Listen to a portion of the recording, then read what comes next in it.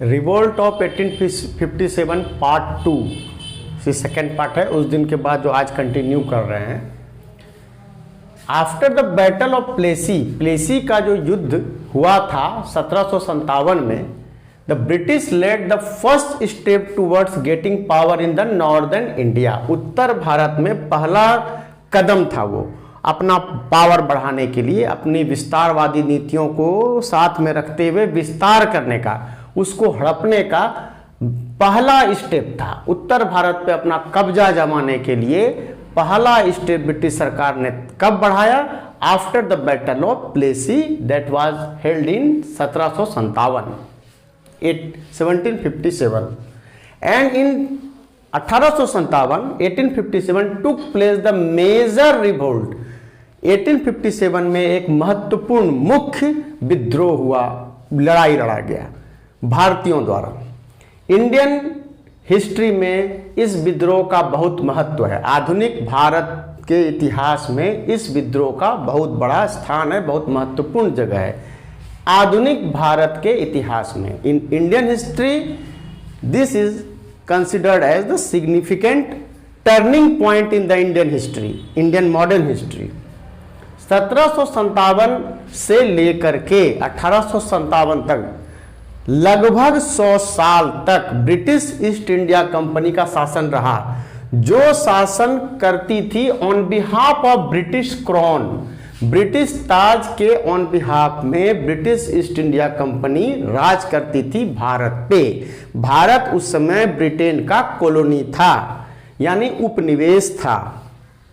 उस वक्त तक British East India company on behalf of British crown काम करती थी, यानी ब्रिटिश ताज के ऑन बिहाफ में British East India company Bharat पे रूल करती थी 1857 तक। बैटल ऑफ प्लेसी जो कि 1757 में लड़ा गया था का इंपॉर्टेंस इसलिए है क्योंकि it was a major turning point in the modern Indian history. ये मेजर टर्निंग पॉइंट है, महत्वपूर्ण मोड़ लिया भारत का आधुनिक इतिहास। That led to the consolidation of British rule in India। Bharat में जो ब्रिटिश का शासन था वो संगठित हो गया और शक्तिशाली हो गया और मजबूत हो गया, ठोस हो गया। बैटल ऑफ प्लेसी के बाद ब्रिटिश ईस्ट इंडिया कंपनी के विस्तारवादी नीतियों और उसके दमन के कारण यह विद्रोह किया गया था। ब्रिटिश ईस्ट इंडिया कंपनी के विस्तारवादी नीतियों के कारण, विस्तारवादी नीतियों के कारण और उसके दमन के कारण यह विद्रोह किया गया था।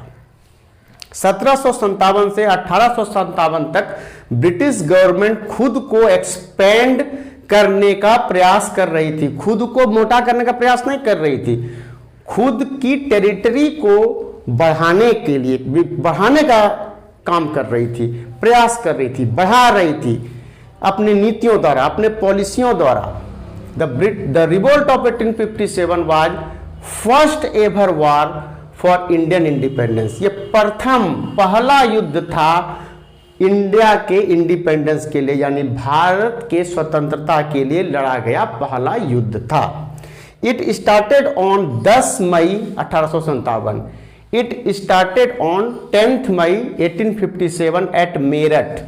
मेरठ से शुरू हुआ था। मेरठ कहाँ है? ये एक शहर है उत्तर प्रदेश का। उत्तर प्रदेश का एक शहर है मेरठ, जहां से विद्रोह ऑफ 1857 स्टार्ट हुआ था। It was the first large scale rebellion. Rebellion मतलब विद्रोह against the east India company. Large scale यानी बड़े पैमाने पर यह विद्रोह किया गया था ईस्ट इंडिया कंपनी के विरोध में, अगेंस्ट में। द रिवोल्ट ऑफ 1857, ये जो बगावत हुआ था 1857 का, इसका मुख्य कारण क्या था? The causes of revolt of 1857 में जो मेजर काउज था वो था डॉक्ट्रिन ऑफ लैप्स, यानी हड़प का सिद्धांत, हड़प की नीति जो ब्रिटिश सरकार ने अपनाया था भारतीय स्टेट को हड़पने के लिए, इंडियन टेरिटरीज को अपने शासन में मिलाने के लिए, हड़पने के लिए, एनेक्स करने के लिए, उसको कहते हैं doctrine of lapse. The doctrine of lapse was an annexation annexation policy followed widely, व्यापक तरीके से फॉलो किया गया था बाय लॉर्ड डलहौजी, उस समय के गवर्नर जनरल रहे थे, जो 1848 से 1856 तक रहे थे।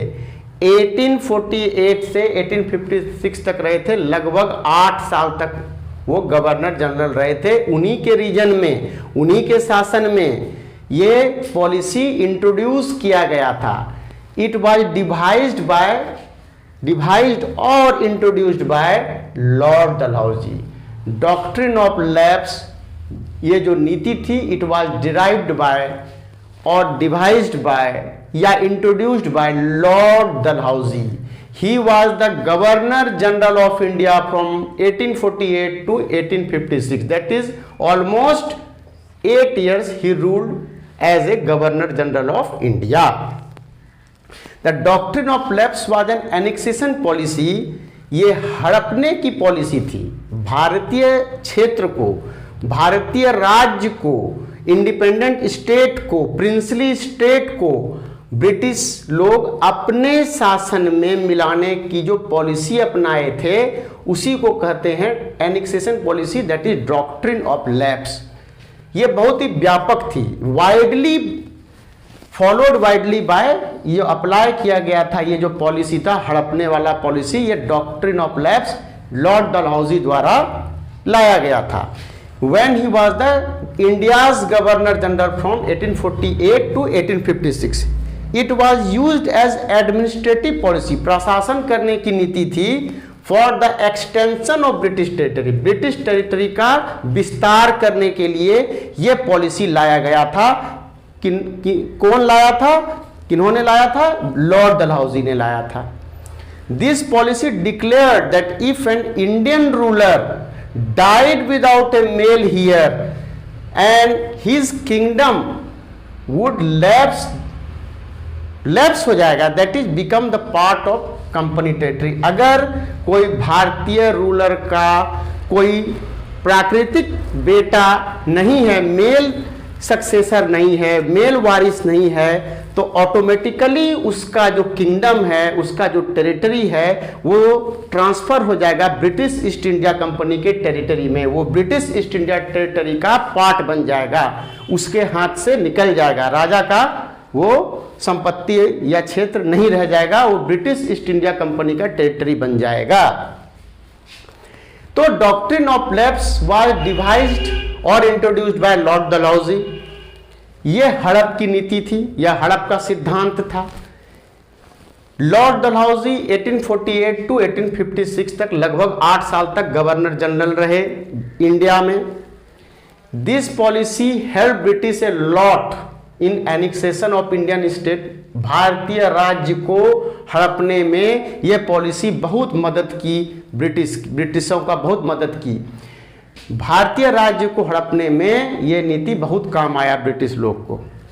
द डॉक्ट्रिन, ये जो सिद्धांत था, declare that if the Indian ruler died without a natural male, यहां पे होगा मेल, वो भी पुरुष होना चाहिए, लड़का होना चाहिए, लड़की नहीं, in without a natural heir और सक्सेसर, बिना नेचुरल मेल वारिस के अगर राजा मर जाता है तो his kingdom would lapse into the hands of British.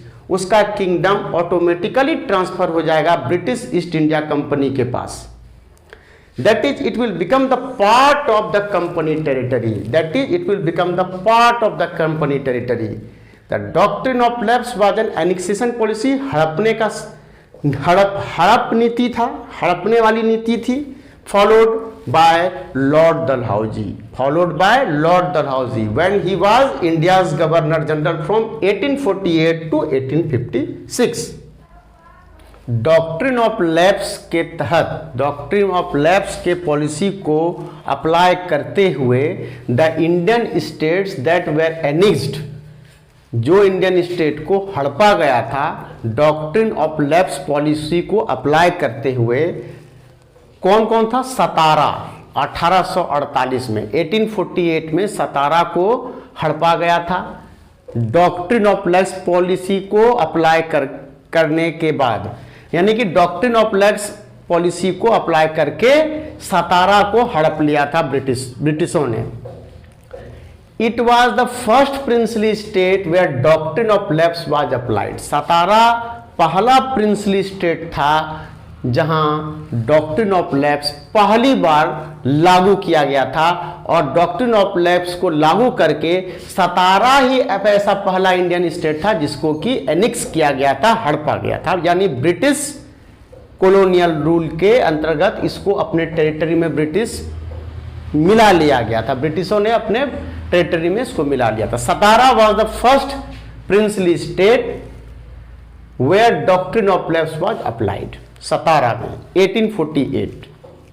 दूसरा इंडियन स्टेट जिसको कि डॉक्ट्रिन ऑफ लैप्स को अप्लाई करके हड़प लिया गया था वो था संबलपुर 1850 में। तीसरा जैतपुर 1849 में पहले जैतपुर को ही एनेक्स किया गया था, हड़पा गया था। बाद में संबलपुर को 1850 में हड़पा गया था, एनेक्स किया गया था डॉक्ट्रिन ऑफ लैप्स पॉलिसी को अप्लाई करते हुए। फिर फोर्थ में उदयपुर को 1852 में, नागपुर को 1853 में, झांसी को 1854 में, अवध को 56 में। यानी Awadh was annexed in the year 1856। Awadh को जो हड़पा था, एनेक्स किया था, उसमें नया पैतरा बोला था ब्रिटिश ईस्ट इंडिया कंपनी, यानी कि डॉक्ट्रिन ऑफ लैप्स भी नहीं लगाया था उसमें सिर्फ सीधा सीधी ये बोला था the state of Awadh was annexed on the charges of misgovernment by the Awadh. ये कह के एनेक्स किया था कि अवध के जो नवाब हैं वो कुशासन कर रहे हैं, अपने जनता पर सही से शासन नहीं कर रहे हैं, अपने राज्य में सही से शासन नहीं कर रहे हैं। On the charges of misgovernment bye Nawab of Awadh, कुशासन का आरोप लगाया था। नया पैतरा था, ये एक नया पैतरा था, नया बहाना था अवध को हड़पने का। वो 56 में इसको हड़प लिया गया था। डॉक्ट्रिन ऑफ लैप्स तो लगाया ही था, लेकिन एक नया बात बता करके, नया बात जोड़ दिया गया था उससे कि the state of Awadh was annexed on the charges of misgovernment by the Awadh nawab of Awadh. The British government said that they were obliged by the duty to take over Awadh in order to free the people of Awadh from misgovernment of the nawab of Awadh. Awadh की जनता को नवाब of Awadh के कुशासन से बचाने के लिए, उसको वहां से फ्री करने के लिए हम लोग ऑब्लाइज्ड हैं और अवध को हड़प रहे हैं। ये बोला था कि जनता को, अवध की जनता को कुशासन से बचाने के लिए हम लोग अवध को हड़प रहे हैं, अवध को एनेक्स कर रहे हैं।